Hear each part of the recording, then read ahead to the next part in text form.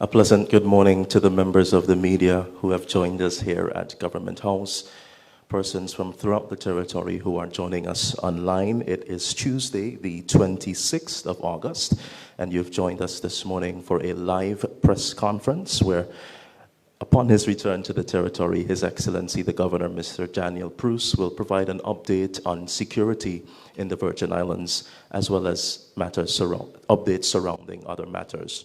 My name is Iusei Adams. I'm the Communications Officer, too, within the Office of the Deputy Governor and the Governor's Group. Without any further ado, I'll invite the Governor to offer his remarks.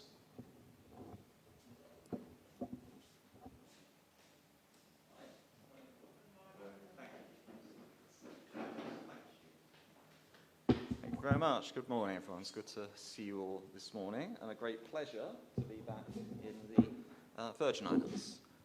Thank you all for coming.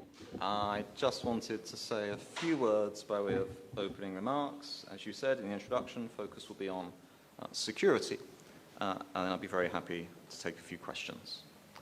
Okay, thank you. All happy for me to proceed? All systems go with the technology? Very good, thank you. So, as I say, I wanted to take the opportunity to update on a number of things, including the vetting of the Royal Virgin Islands police force. Before I come into the substance of my presentation, I'd just like to take a moment to remember those members of the community who have recently passed. In particular, Jamal Jones and Trevecca Hodge, both of them long-serving public officers here in the Virgin Islands. My thoughts are with their friends, with their families, and with their colleagues as they grieve.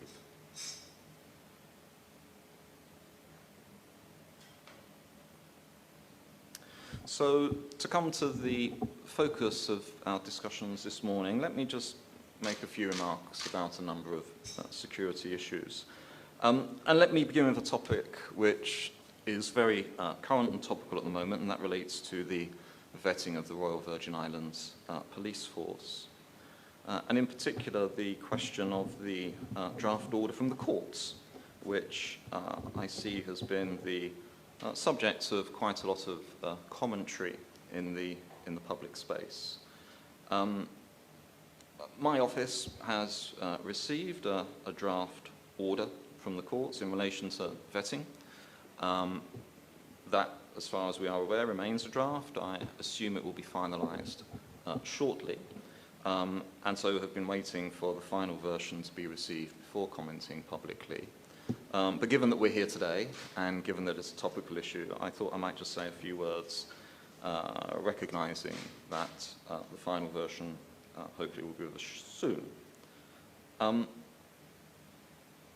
The draft order that we've received maintains the vetting process as an ongoing and open process.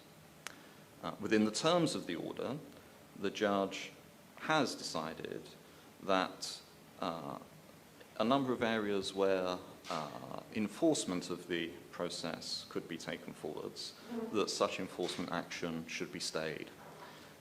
So this would be, for example, in cases where a form hadn't been submitted, or where there were perhaps gaps in the information of the form. The regulations foresee a number of measures where an officer could be required to fulfill those obligations. The judge's ruling, in its draft format, stays those enforcement provisions. And that, of course, would be until such time as the final determination is reached, which would be a matter for the court, but I anticipate, I understand, that will be later in the year. So I just wanted to be clear that meanwhile, the vetting process remains open and ongoing, just without the ability to apply those enforcement provisions foreseen in the regulation. Let me just expand upon that a bit more and talk about vetting more generally for a few minutes. And as I've said before in these briefings and in other interviews I've given, we want people, we want officers of the Virgin Islands Police Force to be able to pass vetting. The whole point of the vetting process is to enable us to have awareness within the force and confidence that officers meet the standards that we all expect of them. My interest in this is as governor, given my constitutional responsibilities, in particular for security. And of course, the Royal Virgin Islands Police Force is at the centre of those responsibilities. And let me reiterate my vision for the police force. It's a vision which I've spelt out a number of times, and it turns around a number of key principles.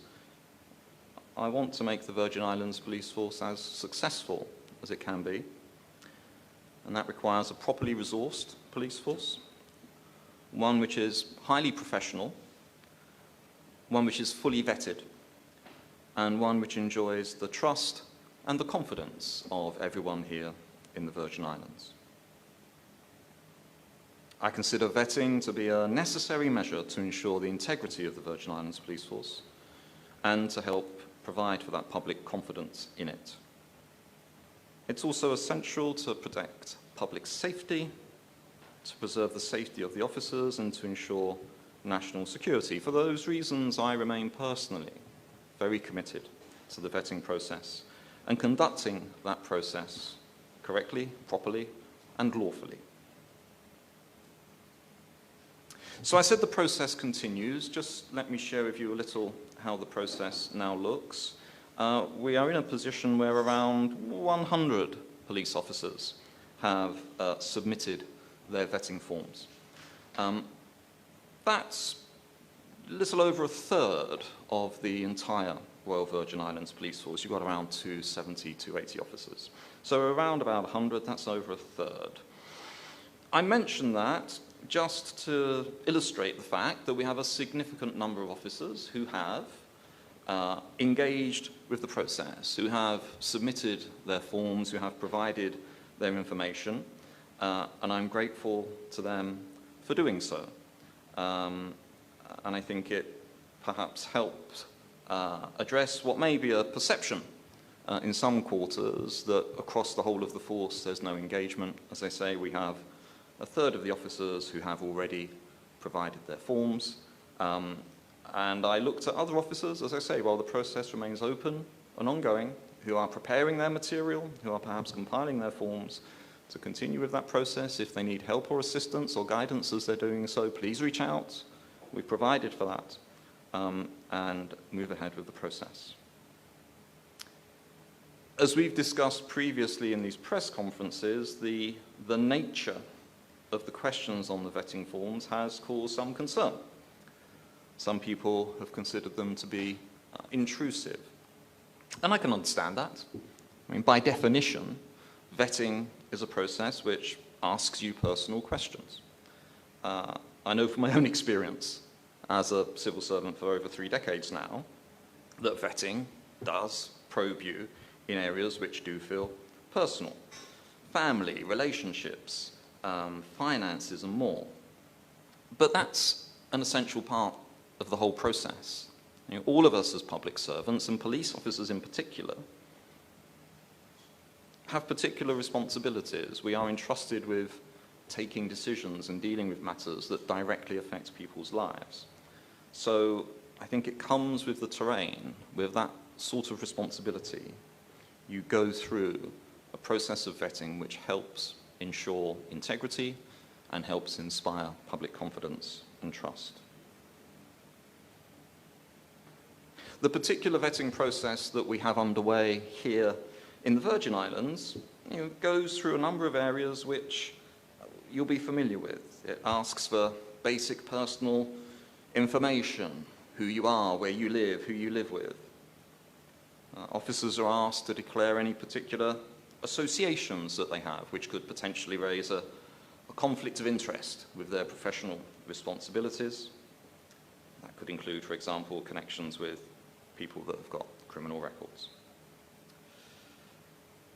The form also covers whether there is any personal involvement on the part of the officers in criminal investigations by being the subject of such investigations, whether they've been the subject of disciplinary action. As is common practice in many domains now, the vetting process asks for details of social media accounts,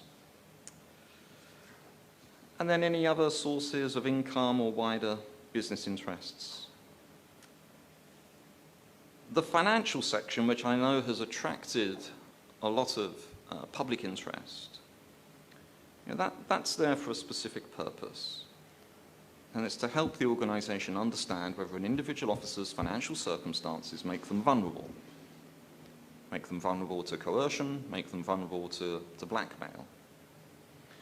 It's as much about protecting that officer by understanding their vulnerability as it's about anything else. And then the final section of the form asks officers to indicate those financial institutions where they have bank accounts or other accounts, both joint and business. Obviously, this section asks for account numbers, card numbers, but let me be very, very clear, and let me correct, again, something which I think has become confused in our discussions. The form does not ask for personal identification numbers. It does not request any PIN numbers. The form does not ask for any passwords. It doesn't ask for any login or access credentials. All of that information, quite rightly, is personal to the officer and is not requested at all in the vetting process. So just to broaden out a bit further, obviously law enforcement being vetted isn't a process that's unique to the Virgin Islands. It's something which you see worldwide. Public officers, police officers in the UK are vetted. We want to see law enforcement agencies here brought to that standard as well. Vetting helps organisations manage risk, and it also helps maintain public confidence. It's about ensuring that those who are in positions of power, and the police have enormous powers, enjoy the public's trust. And just to linger on that for a little, police officers, quite rightly, given their responsibilities, can do a number of things which directly affect us. They can stop us in the street. They can ask us questions. They can search us. Police officers can come into our homes, search through our possessions, check the environment that we live in. Police officers can use force against us as well. These powers are all essential for a police officer to be able to do their job. But they are very significant powers. So we, as citizens, as members of the public, quite rightly need a level of reassurance so that we can trust those who exercise such powers. And this goes beyond the sort of practical operations I've illustrated the point with. We should all feel confident if we witness a crime or if we need help, we can approach a police officer without fear. We need to be confident that that officer and their actions are not going to be compromised by personal loyalties or ties to individuals that may be involved in the wrongdoing that's affecting us. Vetting helps ensure that officers are able to put their public duty first, and that when they wear the uniform, they serve the public without hesitation, without conflict, without fear or favour. And that's a standard in which we all have an extremely strong interest. Building effective law enforcement clearly is ultimately based on trust, trust from the public, trust across the agencies, and trust between colleagues. Vetting also plays a vital role in protecting national security. Police officers, again of necessity, and so that they can fulfill their responsibilities, have access to highly sensitive information.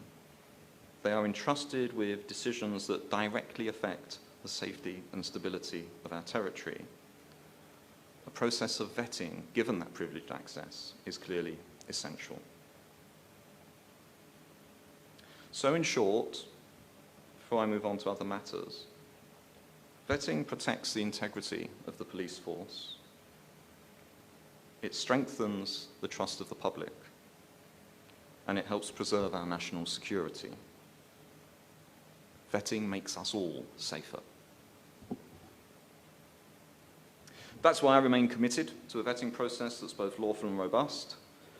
Of course, we want to go about it properly. That's why we've worked very closely with the Attorney General and her chambers every step of the way and have consulted extensively with the force.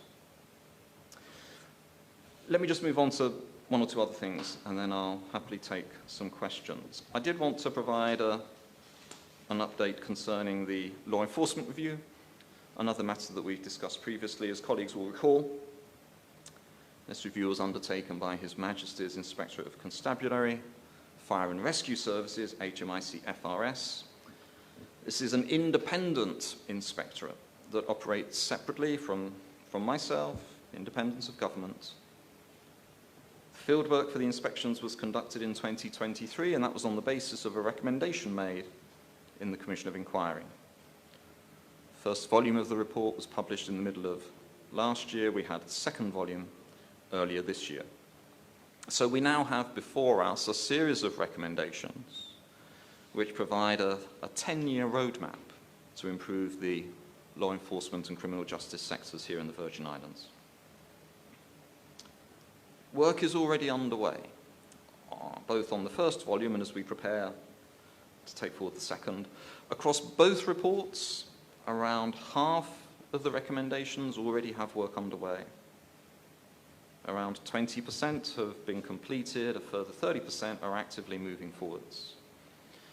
And that covers the full breadth of the law enforcement sector, work on improving the 911 control centre, developing security at the prison, putting in place workplace policies and procedures across all law enforcement agencies to improve effectiveness and efficiency. The report, and in particular the second volume of the report, has been thoroughly debated in the House of Assembly. And I was grateful to members who collectively wrote to me earlier in the year to share their points of view and some concerns about some of the recommendations. I was delighted to be able to host them here at the House a little earlier in the summer, and we had a good discussion. It was important for me to hear their views and offer my own. And we were able to review their letter in detail, sitting around the table together. From my perspective, the work on those recommendations has to be based in close consultation and cooperation. Implementation will move forward in stages. And obviously, some of the recommendations, we have 375 of them in the second volume alone. Some of those recommendations will be more straightforward than others. That is to be expected. We discussed that approach when we met in June. I've responded to the letter and obviously remain open to host further discussions with colleagues across the board, including the House of Assembly. From my perspective, my next step will be a further discussion with the Premier, which I think will focus in on those recommendations which have generated concerns, and be they concerns of a resourcing nature, of a political nature, if they have constitutional implications. Great work has been done by officials, including in my office, and I think we've boiled it down across both partners to a relatively small number of recommendations, probably around 5% of the total, probably 5% of that 375, which do need further consideration. And I look forward to taking those discussions forward with the Premier in the coming days. Guiding principle in all of this is that obviously we work better together. And ultimately, I think we all want the same outcome, which is a safe, secure, and prosperous Virgin Islands. And let me take this opportunity to thank all the partners and agencies who have already been working hard on implementation, planning how they will take forward the recommendations contained in the reports. Ultimately, security, both the law enforcement review and vetting, underpins our prosperity, provides stability for economic activity here. And I'm sure we all want to see the Virgin Islands flourish, and I look forward to continuing to work collaboratively to ensure the safety and security of our community. In that spirit, and this is my final point, thank you for your patience. I'm delighted with the progress that we've made in preparations for the anti-crime summit at the end of next month. Great work is in hand under the guidance of the National Security Council. We had an excellent launch event just the other week up at the basketball court at Huntham's Guts, which was fantastic, actually. And I think the summit provides a great opportunity to engage the full breadth of government, the full breadth of civil society, and every branch of our community in our collective effort to tackle crime. As I said at the launch event, the challenges that we face in the Virgin Islands are not challenges that we can solve by arresting and imprisoning people. We need a whole of government, whole of community effort. Within the National Security Council, which, as you know, now meets on a weekly basis and is becoming much more strategic, we've already made progress in developing that whole of government approach. And I think the Anti-Crime Summit is an excellent initiative which sits very much within that set of principles. So, colleagues, let me conclude there with my remarks. I'm very happy to take some questions. Mr. Adams, I think you will compare this section for us, won't you? Thank you. The floor is open.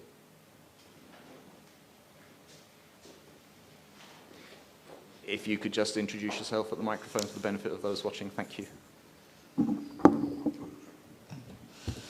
Good morning, Governor. Good morning, colleagues. Governor, happy to see you back. Seems to be fully recovered. That's good to see. Getting there. Thank you. All right. So my first question to you, you alluded to the percentage of officers who would have complied so far with the vetting process. This is a two-part question. Are you satisfied with the amount so far? And is there a timeline by which officers are allowed to comply with this vetting process? Thank you. So I think in terms of the progress so far, I'm delighted that over a third of the force have submitted their forms. I'm grateful to them for doing so. And obviously the process remains open, during which other officers can come forwards. At this particular stage, obviously, I recognise people are mindful of the ongoing court process. So at this stage, from my perspective, the process remains open. I come back into the office. I don't have a particular fixed deadline in my own mind. But I think the key principle is that the forms are available, people can prepare them, there is a process in place for those to be considered. I think we remain in that position until such time as there is a final adjudication from the court.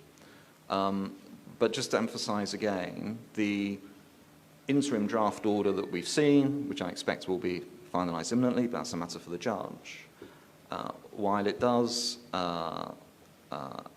comment on the ability to use the enforcement powers foreseen in the vetting process, it's clear from my reading of the order at least that the process itself remains open and ongoing. So I think already around 100 officers is good progress. I'd be delighted if more felt able to complete the form and submit it. But ultimately, these are decisions and judgments for them. Okay, follow up to that question. Am I allowed to follow up to it? Are you able to say what percentage of that 100 includes senior management? So the handling of the forms, quite rightly, is not something that I'm privy to. So as we've said from the outset, we have a dedicated vetting expert who's been developing the program with the Home Office. It's her role, drawing on the expertise of specialist colleagues, to actually manage the handling of the forms. That's not something that I get involved in. There has to be, I think, that very clear firewall to assure the confidentiality and the privacy of the material that officers are submitting.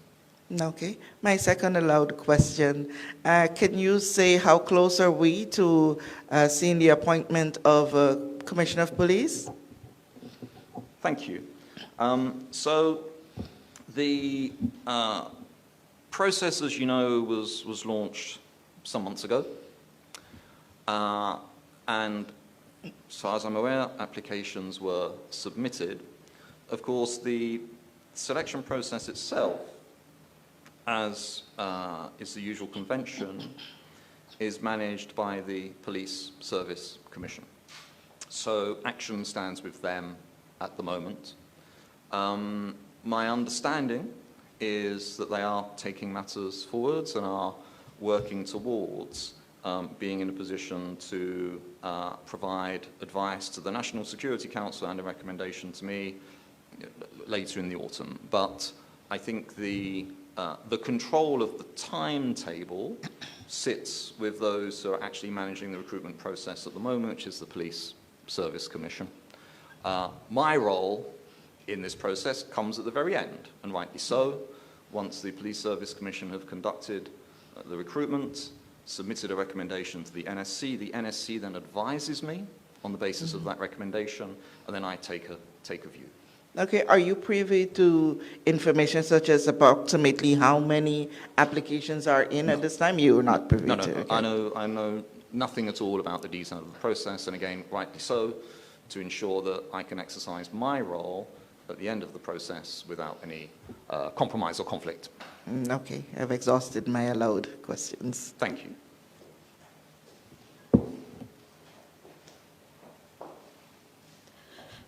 Good morning. Cindy Roseanne, Waverbury Media. Morning, Cindy. Did the court cease the vetting process in its entirety? As you said, you're moving along, which will be going against the court's orders. So, no is the short answer to that. I mean, just to be clear in terms of the situation, the court has issued a draft order. And it will be for the court to finalise that order, and that's a process which obviously is for the court. That draft order, which I think would have been shared with the parties to the case, has prompted a fair amount of public commentary. I was wanting to wait for the order to be finalised before I made a comment. Obviously, that's not yet the case, and it would be a shame not to discuss this morning as we're all together. But just to reiterate, the draft order that I have seen does not suspend the vetting process. The vetting process remains open and ongoing. What the judge does specify, and obviously it's completely for them to do so, is that some of the measures in place in the regulations to address gaps in information submitted, some of the sort of disciplinary measures that are foreseen are stayed, so are not applicable. So the process remains open, but I suppose some of these, I think of them as enforcement mechanisms. Some of those, at the judge's direction, are held for the moment. Okay, I have two follow-ups. 100 police officers have completed the vetting forms. Given the court's ruling, and we know it's in draft stage, are you allowed to use the information from these completed forms, or are they now null and void? So no, I mean, those forms are in the process. They're submitted, and the vetting team will go about their work with them. Okay, and the second follow-up, the information sought on the vetting forms, are they standard across the UK and her other dependent territories in their entirety, the form's entirety? And how many other overseas territories are undergoing this process right now? So I think in terms of the actual content of the form, obviously it's for each vetting authority to determine the areas they wish to scrutinise. So, there are variations between different jurisdictions, not just through the OTs, but globally. That said, I think there's some pretty consistent core data that is requested, personal circumstances, family connections, associations, financial circumstances, property. I think those would be typical of most processes. Equally, of course, Cindy, there's a distinction between the level of vetting which is being offered. So within the United Kingdom system, I can speak from experience, we have a number of different levels of vetting. And the processes are calibrated depending on the level. So if you are dealing with a particularly sensitive series of responsibilities, you may undergo a higher vetting process. In the United Kingdom, we call it developed vetting, which would seek more information, probe more areas of your private circumstances. So I think there's variation. In terms of other territories which are engaged in vetting at the moment, I'd probably need to refresh my memory on that. I think from the top of my head, I know, for example, that colleagues in Anguilla, I think, have looked at vetting processes. I think also colleagues in Cayman Islands have worked in this space. I don't have the full list in my head, but perhaps we could take that away and I could advise you on that subsequently. But it's certainly an area of practice, and not just policing, but other agencies dealing with sensitive information, which a number of overseas territories are working on, as we are here. Okay, thank you. My second question, is your office seeking independent legal advice on the actions and decisions you're making, seeing that the court has been rejecting a number of these, including some from under the COI? It's a heavy cost on the public purse, and is the UK willing to assist with these costs? So, I'm not sure I quite catch the question. I mean, my office obviously works very closely with the Attorney General's chambers as the government's principal legal advisor, and the decisions that are taken by me or on my behalf are always taken in full consultation with the AG and her team. And colleagues would expect nothing less. Thank you. Thank you.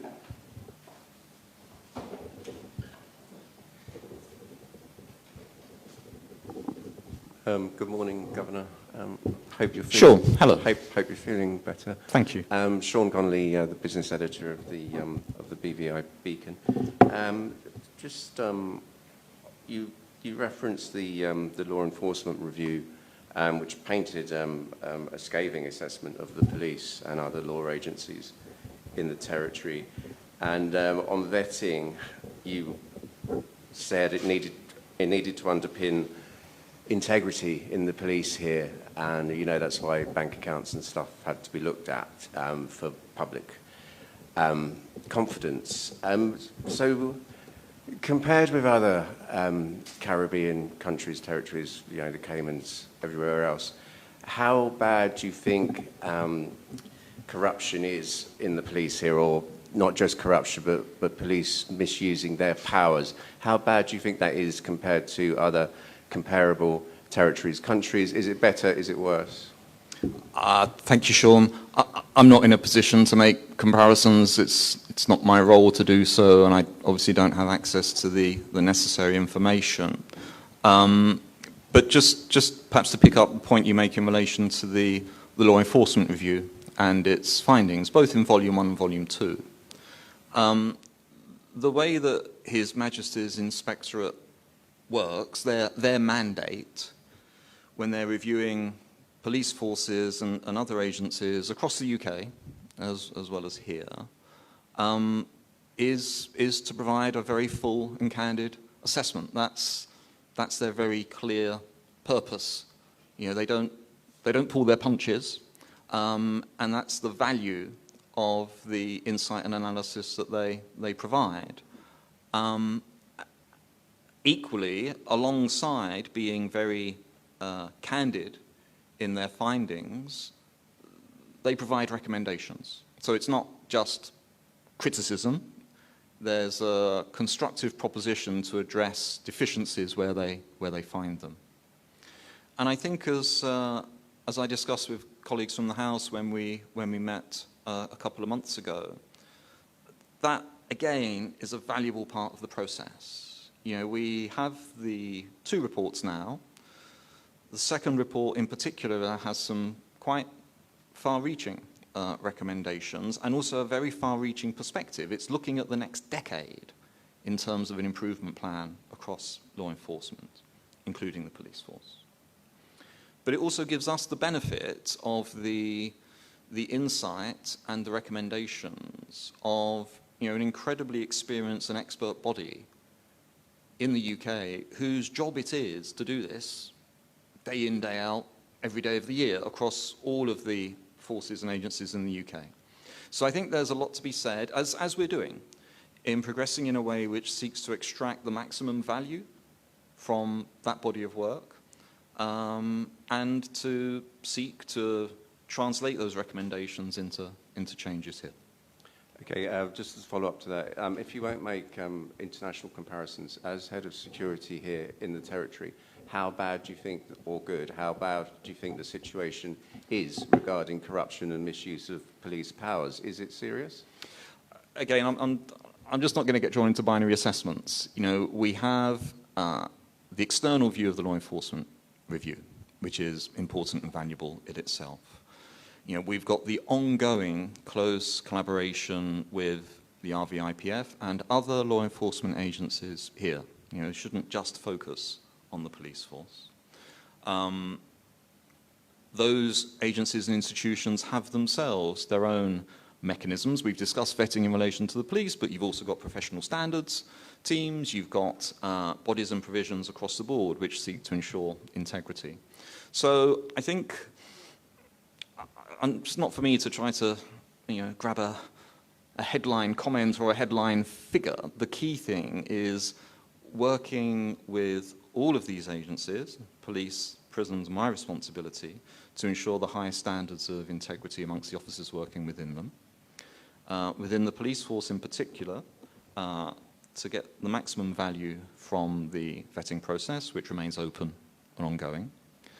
And then also working across government, with the Premier, Cabinet, members of the House of Assembly, looking at all of the agencies for whom there are recommendations from the Law Enforcement Review, to move forward in that work collaboratively, to improve across the board, including in areas where questions of integrity may have been identified by the Law Enforcement Review. Okay, second question. Thank you. Different subject. There's been a lot of tension in the past year between the government and London about the government's approach to the beneficial ownership register and the widening of it. In your absence, the Premier said that London, including the anti-corruption champion Baroness Hodge, who's arriving next month, that London had now accepted the BVI government's stance on the beneficial ownership register. Is that your impression as well or not? Thank you, Sean. So as you say, there were discussions over the course of the summer, which I wasn't involved in as I was going through my medical procedure. I think, therefore, I direct you to the statements that came out of colleagues in the UK as those processes move forwards. And I'm just checking here. So on the 3rd of July, we had a written ministerial statement from the Minister, which covered a number of issues in relation to publicly accessible registers of beneficial ownership. And that included his expectations in relation to the British Virgin Islands. And then I think subsequent to that, later in July, following further discussions, the Minister issued another statement on the 22nd, in which he described the fact that Baroness Hodge would be coming to the territory, and an indication of his expectations from her visit. So I think, you know, those two public statements probably remain up to date and accurate in terms of the current situation, and, you know, serve as a prelude to Baroness Hodge's visit. So you would assess those assessments as the fact that London's stance isn't softening then? I think the words from the 3rd of July and the 22nd of July still stand. Okay, thanks. Thank you, Sean. Okay, very good. Governor, you spoke about the summit, but we look at the prevalence of especially gun crimes in the territory. Do you think a summit is the answer to what we're faced with, or what goes beyond the summit to deal with this issue? That's a great question. And I think we need both the things that you're alluding to. So I think the summit provides a great opportunity, as we saw at the launch, to bring together the full range of stakeholders that can make a difference in tackling crime here in the Virgin Islands. It's not just the police, it's not just the prisons, it's not just government, but there has to be a breadth of engagement across government. There has to be a breadth of engagement with civil society, these wonderful, many of them voluntary organizations that are making an enormous difference, particularly in supporting young people, and also reaching into communities as well. So I think the summit can provide a focal point for really strengthening that coalition across all those different groups. But, as suggested by your question, the summit has got to have real substance. It's got to have real meaning. It can't just be a meeting with no follow-up. So I think the challenge that now sits with the National Security Council overseeing the preparations and the many officials that are working on those preparations is in ensuring that we arrive at the summit already with a good set of commitments, declarations, statements of intent in terms of what we are going to do by way of follow-up to translate the ambition of the summit into real and practical change. So we have a little over a month to really flesh that work out. I know that in the National Security Council we'll continue to discuss preparations for the summit on a very intense and regular basis. But I agree, we need to have a very solid plan of work moving forwards beyond the end of September. Okay, if you could touch a bit about the gun crimes that we're having. Yes, we are hearing every now and then the police being able to seize 1, 2, 3 weapons from the streets. It is widely felt that that's just a drop in the ocean when compared to what persons feel is the prevalence of illegal guns in the territory. And we are seeing, for some people, they think the social life of the territory has changed drastically to the extent where persons are choosing to stay at home because of that fear factor, where we're seeing a lot of gun crimes and they're just, while targeted, maybe spilling over to innocent people. Yes. So, let's just consider that a bit further, Kathy. I agree, and I hear what you say.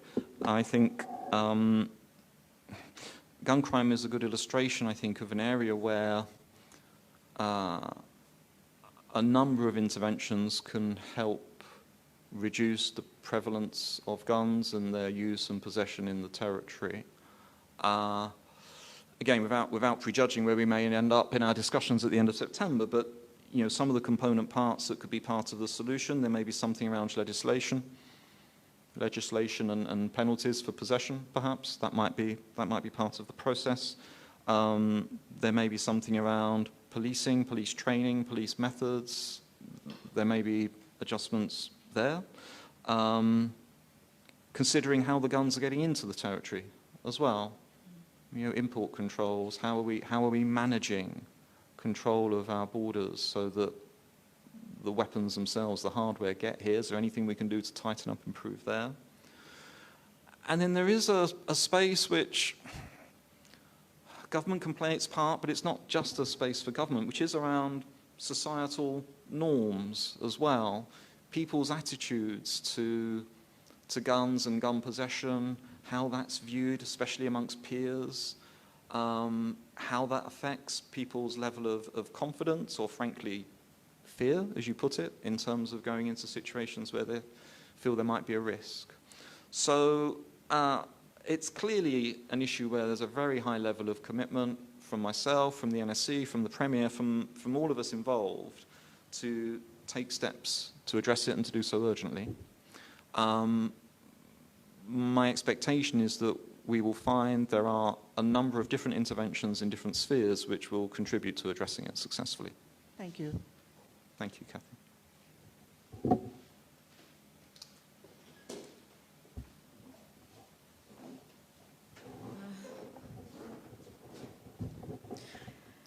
Governor, can you give us an update on the Honorable Myron Walwyn's request for an independent investigation into the government's $5 million deposit on Bank of Asia, as well as an update on the investigation in relation to the $20 million civil servant salary increase overspend?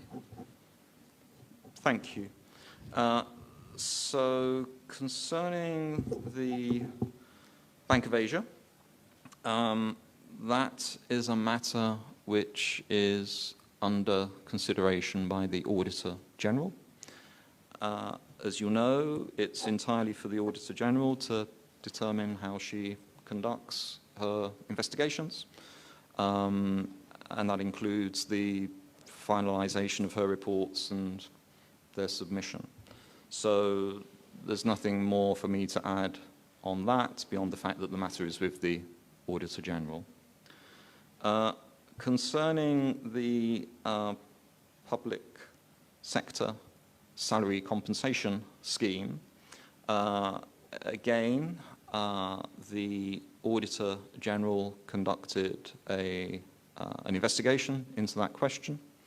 Her report was submitted to Cabinet just last week, passed through Cabinet, and the next stage for that report will be transmission onto the House of Assembly in the usual format, the usual approach. And again, the content of the report would be handled within that usual procedure, which, as you know, is normally into the House of Assembly. Normal procedure would be laying in the House of Assembly and entering into the public domain at that stage. But again, the report remains the Auditor General's report. It's her document. But that's where we stand on both of those. Okay, just a follow-up with the Auditor General.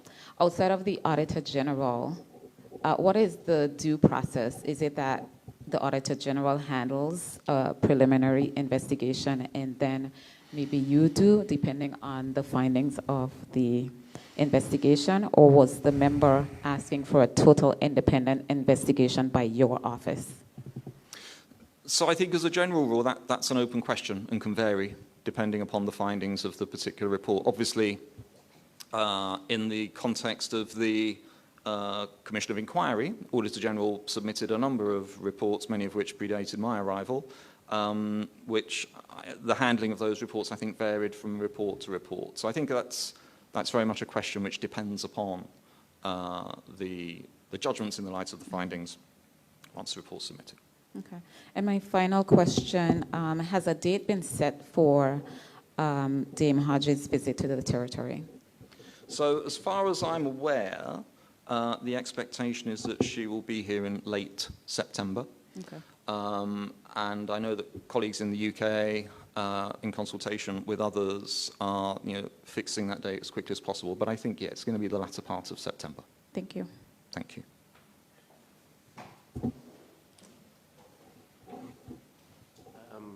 So my first question, as we discussed earlier about the law enforcement review, they painted a scathing assessment of the police and other law enforcement agencies in the territory. Did you find that report was fair and accurate, and were you at all surprised by its findings? Thank you, Sean. So it's for the inspectorate to draw their own conclusions. It's not for me to express judgments on the validity of their findings. I think the role for myself now, working closely with the Premier and colleagues across the board here, is to review those recommendations and work out how implementation can move forwards. And as I indicated in my instruction, there's a limited number which will require, I think, particular consideration given some of the questions they raise, resourcing, complications, political sensitivities. So I don't, the report is what it is. It says what it says. It's not for me to make a value judgment on it one way or the other, but it is for me to recognise that it reflects the expert insights of the United Kingdom's, leading agency in this field, and calmly, collaboratively, to consider those findings and work out what we do with them here in the territory. As a follow-up to that, I mean, but surely as head of security and governor, it is your job to make a judgment on that. I'm sure if you strongly disagreed with it, you would say so. So what would you say to people who would say that you're just dodging the question? So I think all I can do, Sean, is point to the practical reality, which we had with Volume 1, and we also have with Volume 2. You know, we have a very detailed report which reflects very extensive work and research, including here in the territory. The team were here in 2023.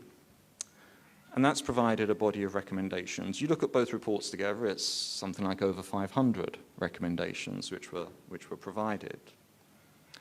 And I can only speak for my own approach. My own approach is to focus on the findings, to focus on what's said. And as we have been doing consistently since the first report, working with the agencies who are the subjects of those recommendations to identify a way forward, to identify where a recommendation can be implemented. Some of them, as I said, have already been done and are pretty straightforward to do. Others require a bit more time. But it's actually making an objective judgment about how the expert insights that the inspectorate have provided us with can be translated into change here on the ground. And I think my focus is on the practicalities. It's on using the value and the benefit of the insights that we've received. Secondly, on the COI, you handed in your final report to the Foreign Office in early May, as did the government. And we were led to believe, really, that there'd be a decision from London by June. It's September next week, so what's the hold-up? So I think just to remind ourselves of the process, there were a number of contributions which went into Stephen Doughty, Minister for the Overseas Territories, earlier in the summer. That included the report from myself. It included a self-assessment provided by the government of the Virgin Islands. There were a few official visits, colleagues in the UK that came over during that period. They provided their insights to the Minister as well. And then we also had a public surveying exercise which generated a body of material which also went to the Minister. To the extent that I understand it, that process in the United Kingdom of consideration of that body of information, which is quite extensive, there's a lot of it, and discussion with colleagues and also with the Foreign Secretary is moving ahead. As you know, we're just emerging in the UK from a long bank holiday weekend, which traditionally marks the recommencement of government business and engagement. So not for me to impose a timescale on the Minister, but my assumption would be that that work of consideration has been moving ahead. And, I hope that we will hear something soon. But I'm not in a position to give you a specific timeline for that, Sean. But the question was that we were led to believe it would be in early June, regardless of whether there was a bank holiday yesterday or not. It's going to be September. So why the time drag? Well, I think I answered the question, Sean. There's a significant body of information that was submitted. I'm sure that has been given, full scrutiny and detailed consideration. Obviously, it's a fundamentally important set of issues which the Minister is being asked to take a view on. No doubt at all that as soon as a view is reached, then that will be communicated to us without any delay. Okay, thanks. Thank you, Sean.